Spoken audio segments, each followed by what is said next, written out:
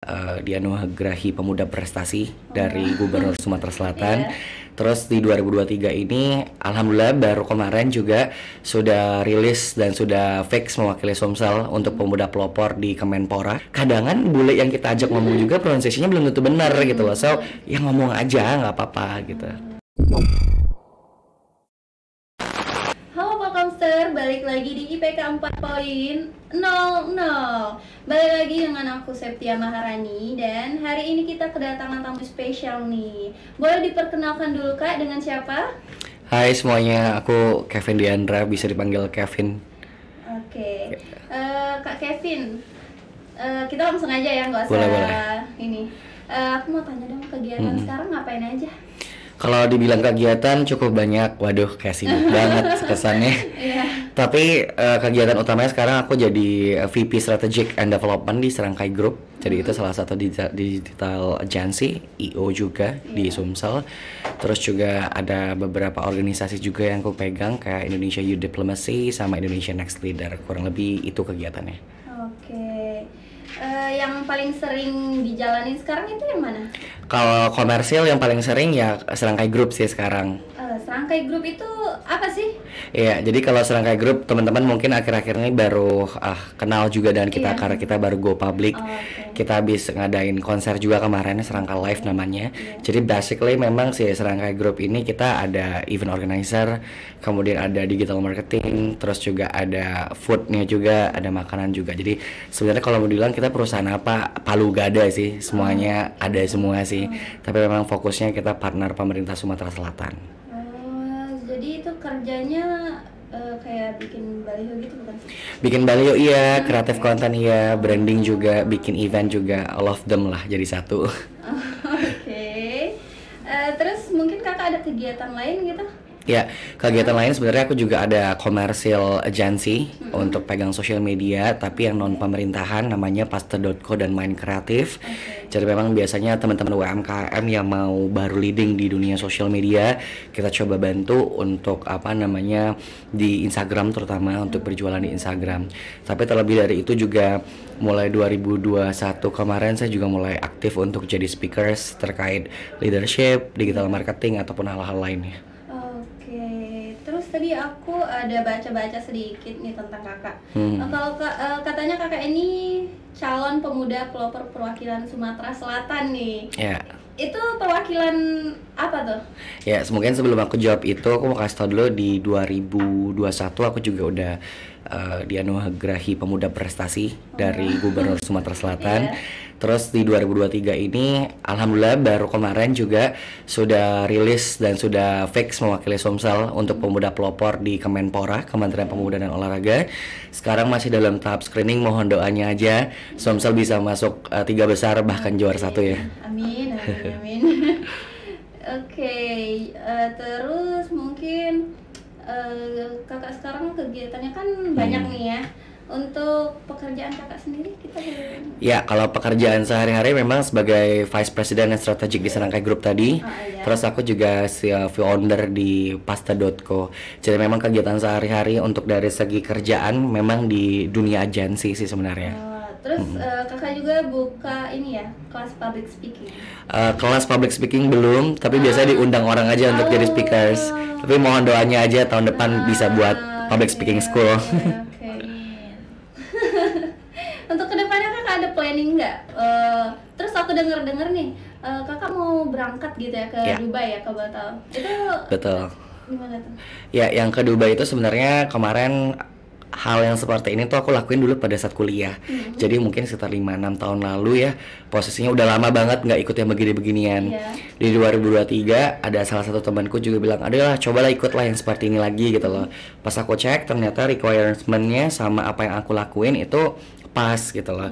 Jadi ini diadain sama Abdi Nation Indonesia, bekerja sama pemerintah Dubai untuk pertukaran pemuda Indonesia dan Dubai nantinya di bulan September. Terus kalau udah pertukaran nih, karena kan berangkatnya bulan September ya katanya. itu ngapain aja selama di Dubai? Betul. Yang sangat seru sih sebenarnya ada 4 pokok ya. Nanti kita di sana pertama akan ada talk show, talk show dengan startup teman-teman Dubai. Kemudian kedua nanti kita akan ada one show. Jadi kita bakal ngobrol satu orang satu gitu selama kurang lebih 1 harian ngobrol tentang ide-ide ataupun future collaboration. Yang ketiga kita ada Blue Resolution. Jadi kita nggak hanya ngobrol pada saat selama di Dubai, tapi kita pengen sepulang kita dari Dubai ada future collaboration, ada tindak lanjut apa sih yang harus kita bikin bareng, apakah di 2023 ataupun di next year yang bisa kita bikin bareng. Yang keempat ya pasti yang ditunggu seluruh delegasi City Tour ya. Itu yang ditunggu-tunggu. Oke. Untuk itu dipilih atau kakak ikut audisi atau Iya, kebetulan kemarin aku apply, jadi memang masukin berkas, interview, kemudian menyelesaikan case. Alhamdulillah salah satu yang dipilih untuk wakil Indonesia dari Sumsel adalah aku. Itu cuman dari Sumsel ya kak? Atau misal dari Jakarta atau dari mana gitu? Berapa orang? Kebetulan seluruh Indonesia totalnya ada 11 orang. Dan yang dari Sumatera kalau tidak salah cuman saya. Wow, Ya. hebat ya kakaknya. Oke. Untuk masuk ke tahap itu tuh kan pasti susah banget ya kak ya. Kira-kira kesulitan apa aja nih yang kakak laluin biar untuk sampai ke titik sekarang, sampai ke Dubai gitu? Kalau dibilang kesulitan sebenarnya ini hal lama yang harus aku lakuin lagi. Jadi maksudnya harus ngebalikin effortnya lagi, bagi waktunya lagi gitu. Karena memang sehari-hari kan aku kerja juga ya. Jadi untuk menyelesaikan berkasnya, kemudian nyiapin materi interview cukup lumayan juga bagi waktunya. Jadi kalau udah dulu 2017 pada saat pertama kali ke Kolombo itu fase karena masih kuliah kan ya, nggak kebagi-bagi waktunya, bisa concern ke sana. Nah ini kalau dibilang obstacle ya bagi waktu. Terus kedua aku harus ingat lagi gimana ya dulu effortnya pas kuliah bisa dibalikin di 2023 lagi. Terus kakak ke sana tuh sebagai apa? Sebagai perwakilan Indonesia, perwakilan pemuda Indonesia untuk ngobrol di Dubai nantinya. Terus mungkin berapa lama kakak di sana kak? Ya total sebenarnya kita akan start dari 22 September sampai 29 September dari Jakarta via Jeddah ke Dubai. Jadi kalau di total sekitar 1 week ya, 1 minggu. 1 minggu. Terus kalau pulang dari Dubai, kakak lanjut lagi kegiatan atau nanti mau kayak ikut yang kayak gini lagi gitu? Sebenarnya yang Dubai dulu nih kayaknya ngerasain 2023 dulu nih. Yang 2024 udah ada, kebetulan udah lulus juga.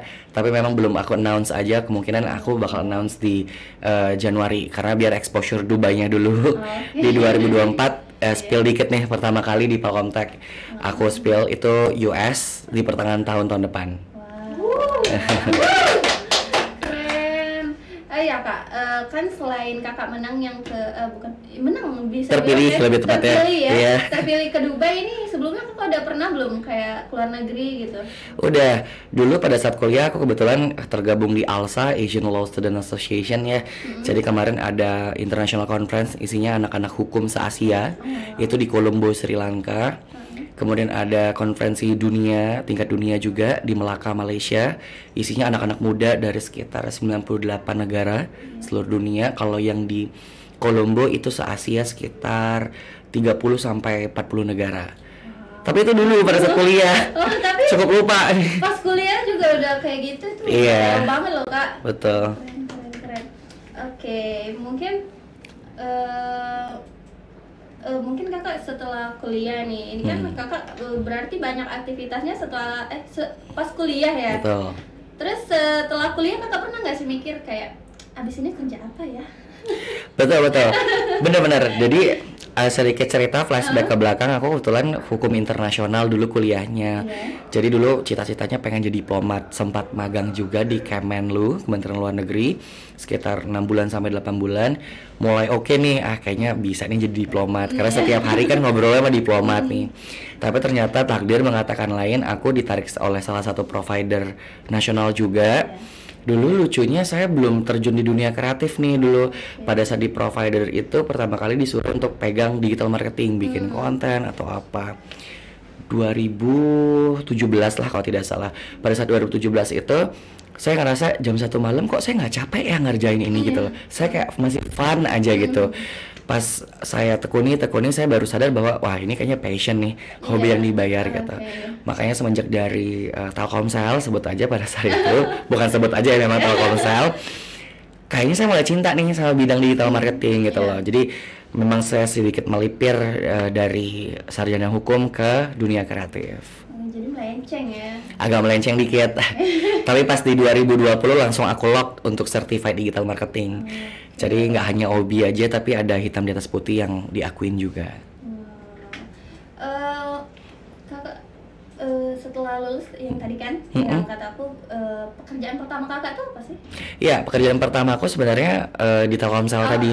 After Telkomsel aku di salah satu high-rise building juga yang di Celentang, mungkin teman-teman tahu. Dan pernah ketemu juga, mungkin dulu aku markom gitu. Nah setelah dari situ baru aku masuk di Serangkai Group gitu. Kak, aku mau nanya nih, kan kakak udah sering nih keluar negeri. Untuk keluar negeri sendiri itu kan kalau kata orang tuh bekal utamanya tuh bahasa Inggris. Betul. Itu untuk kakak sendiri gimana tuh? Ya itu benar sih, salah satunya kalau orang dulu ataupun saya pernah baca dulu, kalau mau kuasain dunia minimal kuasain bahasanya dulu gitu. Itu terjadi pada saat di Malaka, pertama kali saya acara internasional, saya tuh gugup ngomong sama orang luar gitu. Terus salah satu senior saya bilang, kamu jangan gak pede, mereka juga bahasa Inggrisnya nggak bagus-bagus amat gitu. Pada saat saya tes di Malaka ternyata betul, mereka juga nggak pede-pede banget gitu loh. So pada saat itu aku learning by doing, akhirnya belajar akhirnya mulai bisa gitu. Jadi kebanyakan memang anak muda Sumsel tuh terutama bukan nggak mau belajar, tapi takut gitu loh. Takut nih pronunciation-nya oke apa enggak. Kadangan bule yang kita ajak ngomong juga pronunciation-nya belum tentu benar gitu loh. So ya ngomong aja nggak apa-apa gitu. Jadi kakak tuh bisa karena terbiasa. Betul. Ya? Oke, kakak bisa berapa bahasa nih kalau? Sementara baru satu, mohon doanya nanti mau belajar yang berikutnya. Bahasa Filipin bisa nggak? Dikit bisa. Malaysia kan ya bisa betul. bisa. Ya, mungkin kakak mau belajar bahasa luar lagi nih. Itu betul. Bahasa apa tuh? Aku sih concernnya nanti di akhir tahun Prancis ya. Wah. Aku tahu bahasa Prancis tuh susah banget loh. Susah banget emang, kelibet-libet ya kalau lidah orang Indo ya. Dia nyebut R-nya aja kayak beda gitu. Beda kan? Harus dibiasain. Iya, jadi kita biasa tuh karena terbiasa ya mungkin. Betul. Oke, kakak ada nggak sih motivasi nih buat para mahasiswa, kan kayak misal aku tuh bingung ke depannya mau jadi apa nih kayak gitu. Kakak ada motivasi nggak buat mahasiswa sekarang? Iya, ada sih satu. Jadi ini yang selalu aku dengungkan gitu. Jadi dulu pada saat di Dinas Pemuda Olahraga aku pernah buat digital campaign namanya Muda Tanpa Tapi. Itu pure dari kisah nyata aku gitu. Dulu aku kalau pengen bikin apa-apa, ikut apa-apa, tapi duitnya nggak ada. Tapi waktunya nggak ada. Ada tapi, selalu ada blocking. Ternyata blocking itu bukan orang, diri kita sendiri gitu loh. Jadi kalau buat dibilang motivasi, ada tuh salah satu commercial store juga, mulai aja dulu kalau kata dia. Itu true banget, mulai aja dulu. Dulu juga pada saat saya pertama kali ke Malai, uangnya juga nggak tahu dari mana.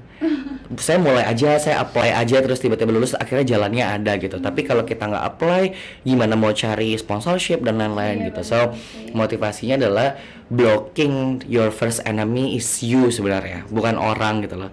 Kalau udah bilang saingan kita tuh banyak, sebenarnya saingan terbesar tuh diri kita sendiri. Nah trust me, itu experience-nya terjadi di aku udah hampir 5 tahun sampai 10 tahun. Itu yang aku kalahkan dulu, blocking pertama dulu. Blocking keduanya misalkan ada saingan, kalau kita udah convert, udah juga, udah confidence, apapun itu pasti ada aja jalannya gitu. So jangan tapinya dibuang aja dulu, jalan aja dulu. Jadi jangan takut untuk memulai ya. Bener. Mungkin kita udah masuk di tahap akhir percakapan kita nih. Mungkin ada yang mau kakak promosiin, boleh ke teman-teman Telkomsel? Iya, boleh. Jadi teman-teman, sebelum keberangkatan aku ke Dubai, nanti aku akan buat digital campaign juga di Instagram. Jadi aku bakal menampung ide-ide dari teman-teman muda di Palembang ataupun Sumsel, apa saja yang ingin dibawa di Dubai. Nanti kemungkinan di pertengahan Agustus aku akan buatkan offline event. Teman-teman nanti bisa datang, teman-teman bisa nanti follow aku juga di KevinDean _N_ untuk placement online-nya di mana. Tapi nanti di awal Agustus aku buat di Instagram untuk teman-teman apa sih aspirasinya, apa sih yang dirasa kurang di sini gitu loh. Misalkan Kayak kemarin saya ngobrol juga ada salah satu TV Palembang tuh kurang kreatif hub katanya gitu. Oh oke. Kalau kreatif hub kan bukan hanya sekedar gedung aja, isinya, humannya siapa gitu. Itu yang akan saya bicara lebih luas sama teman-teman. Mungkin ada investor dari Dubai yang tertarik nih mau bikin itu ke sini. Why not? Kita ngobrol ataupun nanti kita pitching juga ke sana untuk teman-teman di Dubai. So far itu sih dari aku. Aku mau nanya. Boleh. Boleh. Kan karena kan semasa kuliah banyak banget kegiatan.